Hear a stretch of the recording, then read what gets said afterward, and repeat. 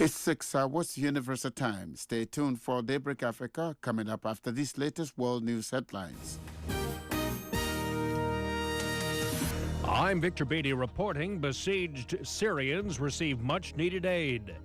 An agreement between Damascus and the opposition has allowed dozens of trucks to deliver food, medicine, and blankets to at least 3 besieged towns where reports say dozens have died of starvation. The humanitarian effort, the first supplies these towns have seen in months, involved Medea, close to the Lebanese border, and Fua and Kafraya in Idlib province near Turkey.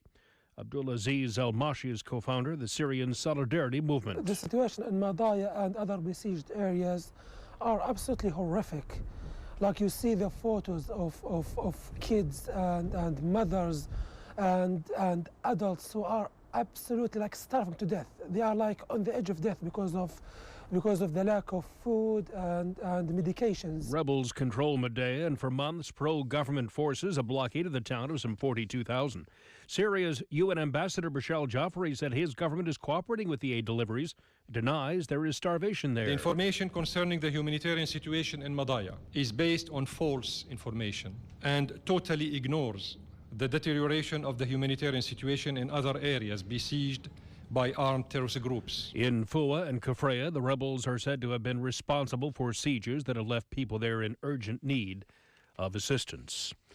Nigeria's central bank, seeking to help its battered currency and to conserve dwindling foreign reserves, Monday decided to halt dollar sales to non-bank foreign exchange operators. The country, which relies on oil revenues from most of its foreign reserves, has been hammered by the sharp decline in the price of oil, which has also triggered a slide in the currency, the naira, which hit an unofficial low of 282 to the dollar Monday. This is VOA News. Iran reportedly has removed the core of its Iraq heavy water nuclear reactor and filled it with cement as part of the international nuclear agreement reached last July. The semi-official Fars news agency, citing an informed Iranian source, said such a move, reducing the plant's ability to produce plutonium, might signal imminent implementation of the deal and therefore sanctions relief for Tehran. The European Union's foreign policy chief, Federica Mogherini, said Monday she expects so-called implementation day to arrive soon. What I can tell you is that my expectations are that this day could come rather soon. And that the implementation of the agreement is proceeding well. Under the nuclear agreement, Iran agreed that the reactor in Iraq would be reconfigured so it could not yield fissile plutonium to be used in nuclear weapons. A South Korean official Monday said Seoul and the U.S. are discussing other U.S. strategic assets that could be deployed on the Korean Peninsula in response to North Korea's latest nuclear weapons test. Sunday, a B-52 bomber flew over South Korean territory in a sign of U.S. resolve to stand by its allies. U.S. spokesman John Kirby spoke Monday of diplomatic efforts. From a diplomatic perspective, we've been engaged. I think it's safe to say that we will stay engaged. Do I have any new diplomatic initiatives or actions to announce today? I don't. Nothing's changed about what we said last week. We want to continue to work with the international community through the UN to try to get at a robust set of measures to continue to hold the North accountable for its provocative actions. North Korean leader Kim Jong-un has defended last week's nuclear test of an alleged hydrogen bomb as, quote, the legitimate right of a sovereign state and a fair action that nobody can criticize. Meanwhile, the cable news network reports the North has detained a naturalized U.S. citizen on suspicion of spying. He's identified as Kim Dong-chul of Fairfax, Virginia. CNN says authorities have accused him of engaging in spying and stealing state secrets. The U.S. government has declined comment. A U.S. magistrate has charged a 31-year-old U.S. citizen with providing material support to the Somali-based terror group al-Shabaab. The suspect is identified as Malik Alim Jones, who allegedly traveled to Somalia for training before taking up arms as a terrorist fighter. Asian markets opened Tuesday in positive territory after suffering sharp losses Monday. After losing 5%, 15% so far this year, the Shanghai market rallied in the first few minutes today before slipping into the red, then bouncing back. Spain's Princess Cristina, sister of King Felipe, went on trial Monday for alleged tax evasion in a scandal that has shaken the country. Her lawyers immediately called for all charges to be dropped. I'm Victor Beatty, VOA News. That's the latest world news from VOA.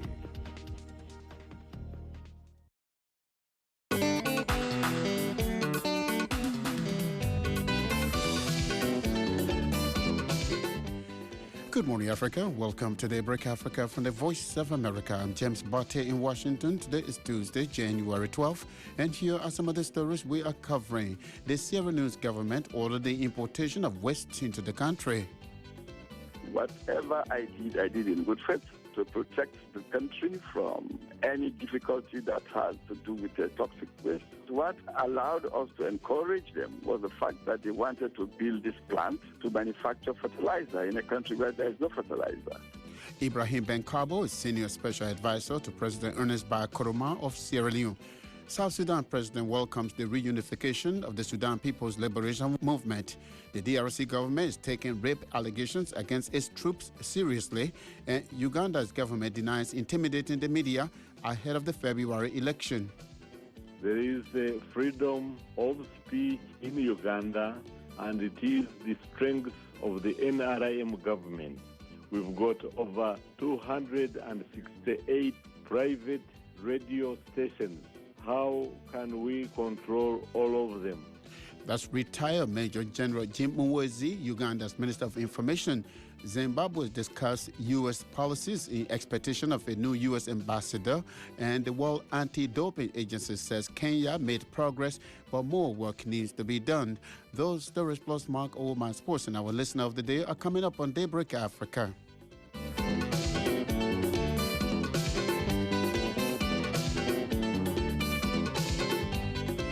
The Sierra Leone government has distanced itself from a letter supposedly written by a senior advisor to President Ernest Bai Koroma granting permission to the Dutch Chamber of Commerce for the importation of non-hazardous municipal waste into Sierra Leone.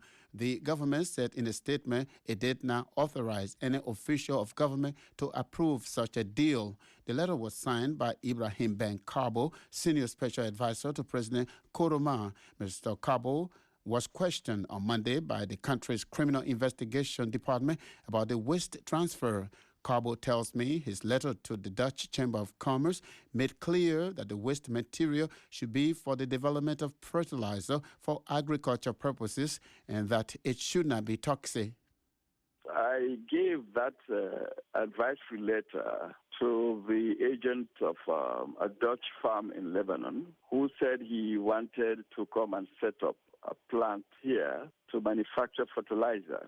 What I did inform him in that letter that if he wanted to go through the process of investing in this country, he should be very certain that even if he's utilizing domestic waste, it should be toxic-free. We also advise him that anything that has to do with the lives of the people should be treated as paramount, because we do not want to be dragged into this embarrassment of toxic waste. But we also did say in the letter that no decision will be clear if it did not have the approval of the President of the Republic of Sierra Leone. So you went before Yes. the CID, the police Yes. intelligence. What did they ask you to come there? The simple thing is that they wanted to know whether, in fact, that letter came from my office. And I did say, yes, it came from my office. But, of course, they could not see much damage in it or any illegal element in it. So I was released. But the important thing is that whatever I did in good faith to protect the country from any difficulty that has to do with the toxic waste. What allowed us to encourage them was the fact that they wanted to build this plant to manufacture fertilizer in a country where there is no fertilizer. Nobody got himself involved in any illegal matter. What I did was to give advice to people who wanted to invest in this country, to tell them that they could not do A, B, C, D, and they should do A, B, C, D to make sure that they work within the realm of the government structure. Mr. Cabo, even if the waste was not hazardous, the ordinary Sierra Leonean would say, why would our government, knowing full well what we just came from, Ebola, why would you want to even accept any waste from any country? Well, I think that the waste came in as a secondary matter. The primary matter was the whole installation of the plant for fertilizer using domestic waste here. But the reason for the external waste came only because we needed to caution them that in future you want to use anything outside Sierra Leone, it must not be of any toxic nature. To us, that was the point we wanted to emphasize. And we also said that you must go through the technical people to make sure that whatever you are bringing here is within the laws. And we also emphasize the fact that the president must give the final say in matters of this nature. To us, it's important that we get this clear. Ibrahim Ben Carbo is the Senior Special Advisor to President Ernest Bai Koroma of Sierra Leone. He was speaking with me from the capital, Freetown. A Ugandan government official says a report by the U.S.-based Human Rights Watch accusing the government of intimidating the local media ahead of February's presidential and parliamentary election is nothing but propaganda. Retired Major General Jim Muhwezi, Minister of Information and National Guidance, says freedom of speech in Uganda is the strength of the ruling National Resistance Movement government. In a report released Monday, Human Rights Watch says journalists have been suspended under government pressure and radio stations threatened for hosting opposition members as guests or when panelists expressed views critical of the ruling party. Muhwezi said the report is laying the groundwork for an after-election complaint because President Museveni is drawing large crowds and will win the election. There is a freedom of speech in Uganda, and it is the strength of the NRM government. We've got over 268 private radio stations. How can we control all of them? There is no intimidation. There is freedom of speech. There is freedom of the media in Uganda without any threat from the government. Mr. Minister, there's a quote here by one of the authors of the report from Human Rights Watch. It said journalists have been suspended under government pressure and radio stations threatened for hosting opposition members as guests or when panelists express views critical of the ruling party. I am not aware of any incident of that nature. Does the reporter give any evidence? Does he mention any name of any journalist that has been threatened or any radio station that has been closed or threatened?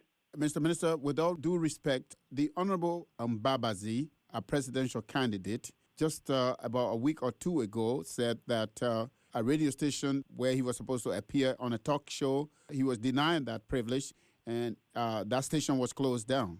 No, which station? Did he mention it? Honorable Mbabazi owns a radio station which I can tune in anytime now, and it is talking ear of government all the time, and it's running and open.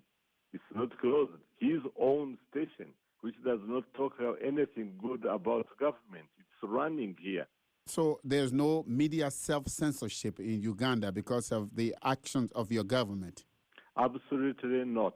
It is definitely propaganda which should be dismissed with the contempt it deserves. It says here that freedom of expression and association are also under threat in your country. Absolutely not. That is very, very wrong. There is freedom in Uganda, and it is one of the strengths of our government. Where, Mr. Minister, you think that this is coming? Because according to the report, 170 people were interviewed, Ugandans. Well, I think this is just malicious. It's because they see the way the elections are going. Our presidential candidate is pulling massive rallies and so on. I suspect that they are beginning to prepare the ground for their complaints. Retired Major General Jim Muhwezi is Uganda's Minister of Information and National Guidance. He was speaking with me from the capital, Kampala. A Democratic Republic of Congo official says the country is taking seriously allegations that several of its soldiers deployed as peacekeepers in the Central African Republic committed rape. The United Nations says the DRC battalion in the Central African Republic will be withdrawn and not replaced. Nick Long files this report from Goma in eastern Congo. The Democratic Republic of Congo has a battalion of about 800 soldiers and 123 police officers with the UN mission in the Central African Republic, known as MINUSCA. Last August, 3 soldiers in that battalion were accused of raping 3 female civilians, including 1 minor. The DRC Justice Minister said at the time the allegations would be investigated. This month, the UN said it is investigating new allegations of sexual abuse of minors by peacekeepers. It is not clear how important the rape allegations are in the UN decision the DRC troops should withdraw from the Central African Republic. UN officials have said the troops failed an internal assessment based on equipment, vetting procedures and preparedness. But in an interview with VOA, the DRC president's personal representative charged with the fight against sexual violence, Janine Mabunda Lioko Mudiai, linked the decision to the allegations.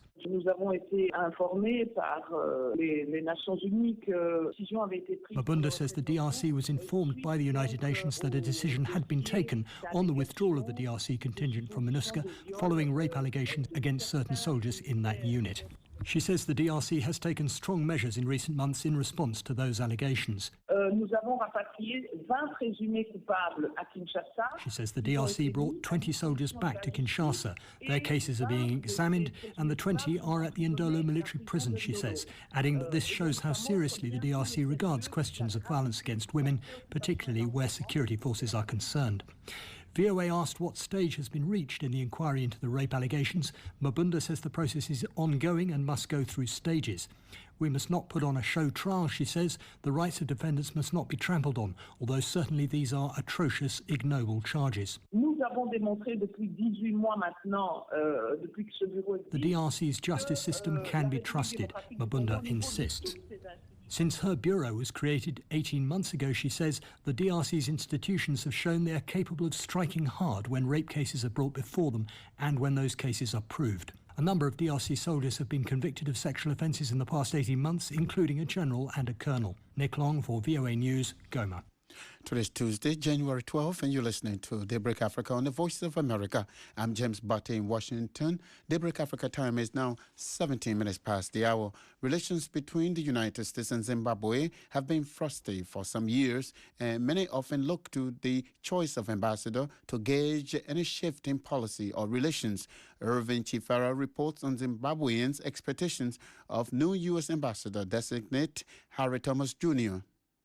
U.S. foreign policy is determined by Congress, the White House, and relevant legislation, and no fundamental political and economic changes have taken place since President Robert Mugabe won the presidential poll in 2013 at the heart of a standoff with Washington over human rights violations, bad economic policies, and alleged electoral fraud. Most Zimbabweans believe that Ambassador-designate Mr. Thomas Jr. is widely expected to continue with the same U.S. policies that were being implemented by outgoing Ambassador Mr. Bruce Watton. The Zimbabwe Democracy and Economic Recovery Act of 2001, or ZIDERA, which enforces targeted sanctions imposed on President Robert Mugabe and his inner circle, is still intact with no indications that it will be repealed anytime soon. America has over the years accused President Mugabe and his colleagues of serious human rights violations and electoral fraud.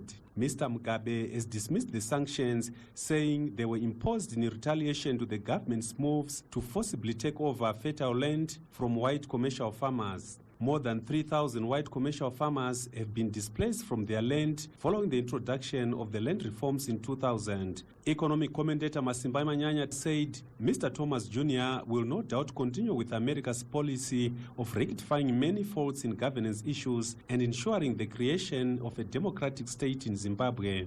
The new ambassador will obviously carry on with the agenda that has been set by his predecessors. And there's no other way of looking at the agenda except in terms of what American foreign policy clearly says, to pursue democratization and to ensure that there's transparency in governance systems and to ensure that there's protection of the law, the rule of the law, and that people participate in governance. Harare resident Jeffrey Moyo agrees with Manyanya, saying there is no way Washington can have a policy shift given the current social, economic, and political situation in Zimbabwe. The incoming of the new U.S. ambassador won't change anything in Zimbabwe. Their position has always been the same.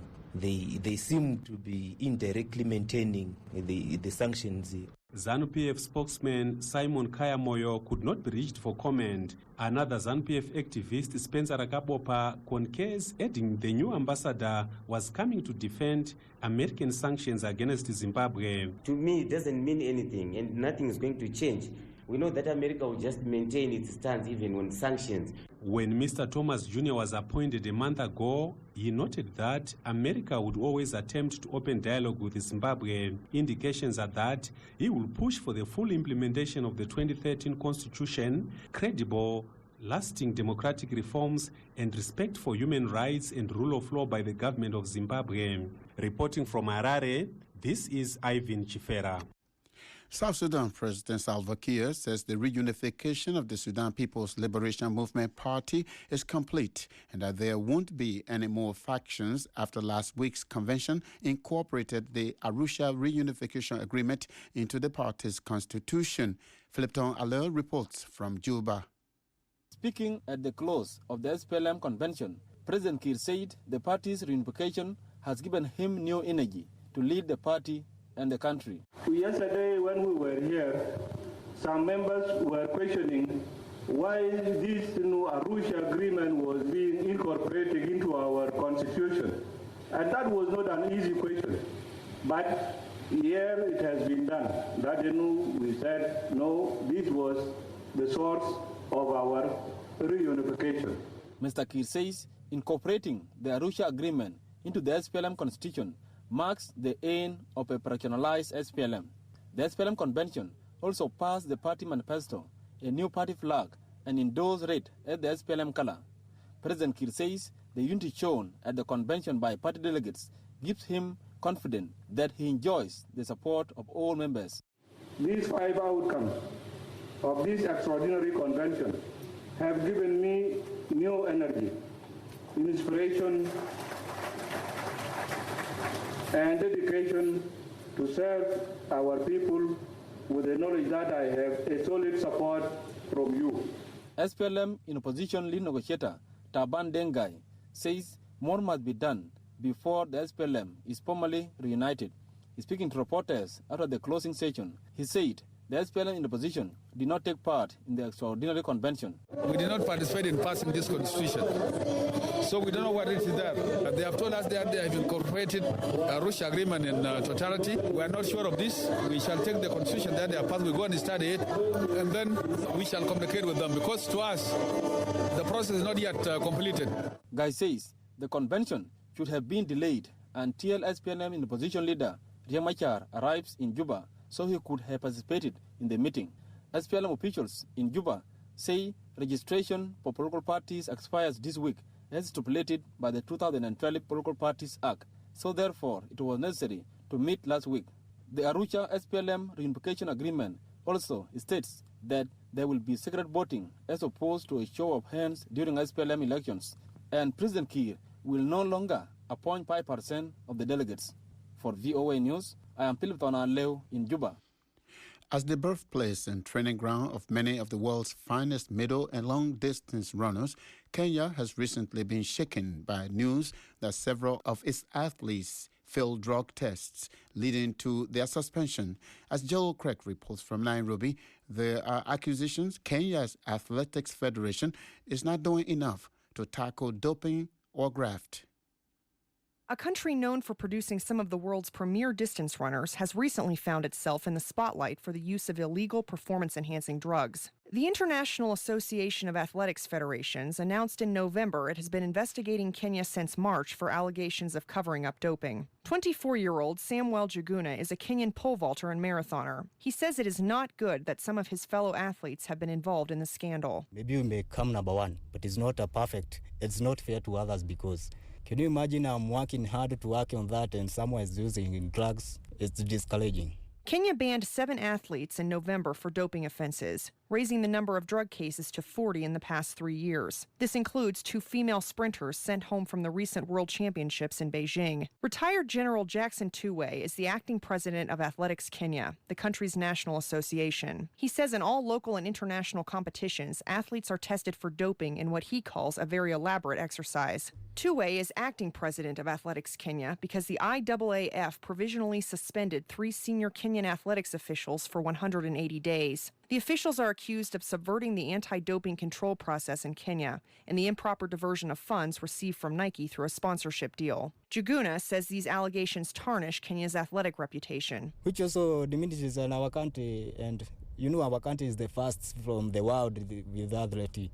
And it's not good because it also has some not good image. The International Olympic Committee asked Kenya's Olympic Committee, as well as the World Anti-Doping Agency, to ensure an efficient out-of-competition testing program for athletes in all sports. In November, the Kenyan government set up a national anti-doping organization and gave it the authority to carry out tests and prosecute cases. Tuwe says Athletics Kenya does not have the power or capacity to investigate or prosecute, so he is pleased the government set up this new agency. Jill Craig, VOA News, Nairobi.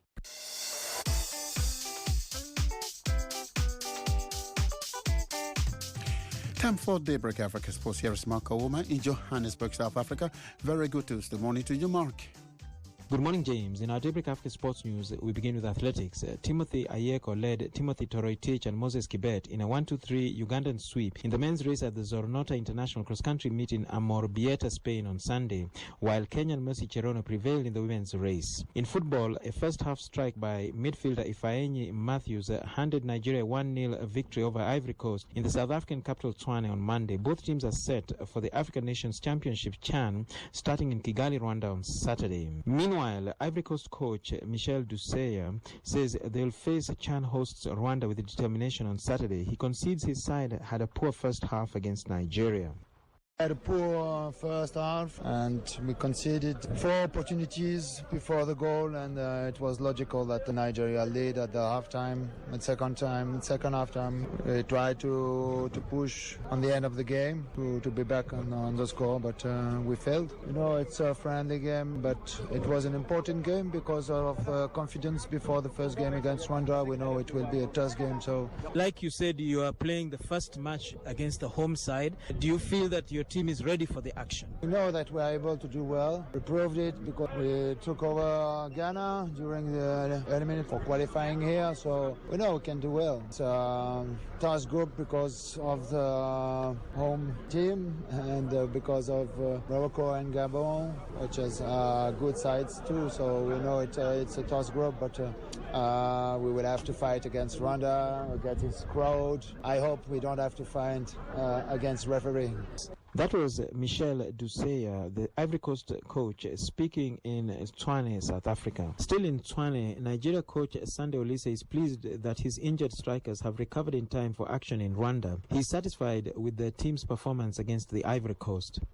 But I think the boys are in top spirit and physically also solid team. And the Ivory Coast Nigeria rivalry is always there, and they really give us a good fight. Because my boys didn't let them play. But what the good thing is that even though we won 1-0, we created lots of scoring chances.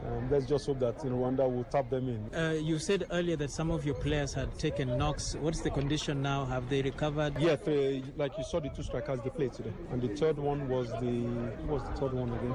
Yeah, it was Akas, the captain, yes. And they played 90 minutes. Yes. That was Sunday Olise, Nigeria Super Eagles coach, speaking in Tshwane, South Africa. And that's it for Daybreak Africa Sports News. I'm Mark Ouma in Johannesburg, South Africa. Back to you, James, in Washington. Thank you, Mark. Have a good day. Briefly, before we leave you, a summary of Africa news. South African Paralympic champion Oscar Pistorius has appealed to the country's constitutional court in a last-ditch attempt to overturn his murder conviction for killing his girlfriend in 2013.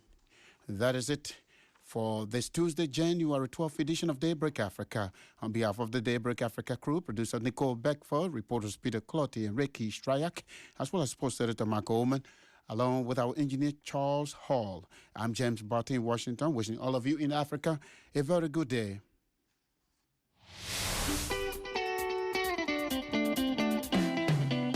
Savor the flavor of African music. Hi, I'm Heather Maxwell, host of Music Time in Africa. Tune in, feast your ears, and dig into an hour of amazing Pan-African music, featured interviews, and music news. Music Time in Africa, Saturday and Sunday at 1500 and 2000 UTC. Next on Reporters Roundtable. Join me, Douglas Impuga, on Reporters Roundtable. I'll have African journalists and expert guests take a look at upcoming elections in Africa in the year 2016. So please join us on Thursday at 17:30 UTC right here on VOA Africa.